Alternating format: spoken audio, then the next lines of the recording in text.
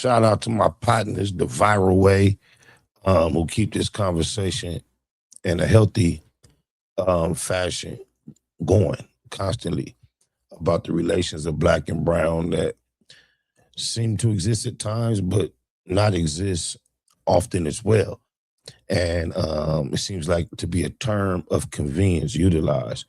And lately, here in the black box, we've been tapping into members of the Latino community who don't approve of some of the things that they see directed toward us when it comes to subjects like racism and things of that nature. And it's currently triggered highly due to the officer in Houston who was exposed for the rants and the things she said.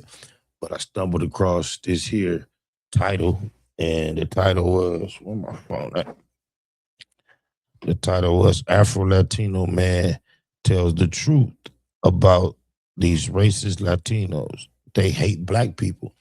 And, I've also become familiar with the concept of colorism, even amongst the Latin. If you just think about it being true, factual, or possible, just the idea of us being aboriginal or original as far as black people in all the four corners of the earth and all other tones coming as a derivative of the original, then it's not that shocking to realize that the most melanated would be hated across the globe, regardless of the nativity or the nationality or the specific culture.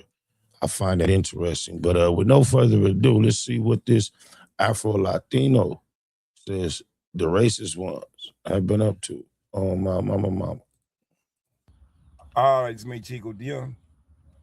Right now, I'm speaking about the Ashley Gonzalez situation. For those who don't know, I'm the one with the Family Dollar, where the little girl was talking bad about black folks in Spanish, and I had to check that shiggity. So, about Ashley Gonzalez, the way she talked about black folks, I man. remember that video. That was hard. He had a similar hat, but I think it had a string, and he was standing in line, and some Spanish people were standing there. They was talking in Spanish. And he was just standing there, and he checked him like, "I let you know you was talking that Nia." They was saying some, yeah, he was hard. Matter of fact, that was such a classic moment. Y'all know that dude that say another satisfying racial moment. He need to get a hold of that, but let's get a brother one dude. We be at such a disadvantage by not having a native language. That's the norm. I'm gonna say this first: all Mexicans ain't like that, but a bunch of them are. See, I've heard them same conversations, how she spoke about black folks in English. I've heard them same conversations all my life here in Texas in Spanish. I was raised in Texas. Imagine the times he didn't expose that he could hear on the bus, in the store, and just let them be asleep and just listen to what they had to say. He probably heard a lot. I was raised in Houston. So, and I'm going to say it straight up, yeah, it's a bunch of racism. See, I told Isaiah Carey when he asked me that on his show, he said that I think was a bunch of racism between against us who was in the Hispanic community. I told him, if I got to speak Spanish to be all right with a group of people, then I ain't gonna do it. I refuse to do it.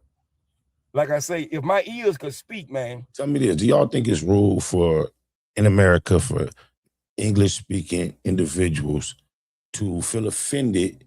You think it's wrong for us to feel offended if while we're in a natural setting, everyone communicating with an understanding, then you and someone else start talking in a language that no one can obviously understand? You don't believe that's rude at all? It's almost like whispering. It's kind of impolite to whisper when you're in the company of others. I don't know why that's so hard to understand. Boy, they tell you some hell of a stories. It ain't, man, I'm like, as a kid, I remember being on a city bus and I would hear these people speak bad. Did not just say he may have heard things on the bus. It's crazy. I just was assuming that too. I had no idea he was going to say that. Black people and stuff, you know what I'm saying? In the penitentiary, I'm like, it's even worse. We everything from Chango, Mayate, Mayuga to Tirachos to Chapapote is tar. I've heard all of it. So the way she spoke in English about us, that's the way they speak about us in Spanish. Trust me, I know. And that's why I told Isaiah Carey, if I got to speak Spanish to be all right with a group of people, then I ain't gonna do it. Man, like I say, I look. Unless I migrate to a predominantly Spanish-speaking area. Or if I find myself in any scenario long-term where the majority of people speak any language other than the one I speak, then I would feel pressured to become more acclimated to their language. Damn, now that I say that, being in California is becoming that. Like, English almost is like the second language now in California. I heard that stuff so much that the wax in my ears have been melted. I don't even get wax in my ears no more because I've heard so much racism from them people towards us speaking in Spanish. So the way she spoke about us in English, man, that's the way they talk about us in Spanish. And that's why I checked that little girl that day, but I was just trying to let her know, you know, man, at this day of time, it's a bunch of us around here, man. So like I say, I was raised in Houston before a bunch of Afro Latinos even popped up, Cuban, Puerto Rican, Colombian. I was raised here. So I know the culture. And I ain't gonna sit up and say, no, it ain't racism, it ain't a bunch of racism. I'll be lying if I say that. And that's why my response was to Isaiah Carey, if I got to speak Spanish to be all right with a group of people, then I just refuse to do that. I wonder what's spotting the name, because they call him an Afro Latino, but he just seems like a Afro that no Spanish. I don't see no Latino in him. Not with them features, with that nose, them lips, and I don't detect it in his voice whatsoever. No twang. Hey, it is what it is. Sea lo que sea. You know, I'm gonna say so. I remember one time this little girl cut for me, Mexican girl cut for me. She was telling her mama, I mean, Chico, Chico, Chico, Chico. And I remember going to the house and I remember her mama saying, "¿Quién es el negrito ese?" You know, who that little nigga right there? You know what I'm saying? She said, "Oh, este es Chico." I said, "Tú eres Chico?" I said, "Sí, yo soy Chico." She said, "¿Dónde tú eres?" Now, "Oh, you Chico." Now it became all right because I started speaking Spanish. Once again, if I got to speak Spanish to be all right, then I don't want to be all right. Hey, man, with that said, y'all stay blessed. Get back witching like always. Bye-ya, bye-ya. Well, shit.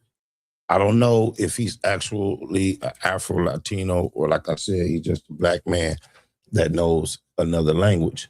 But what he's saying makes a lot of sense if he gets a chance to see into the other side.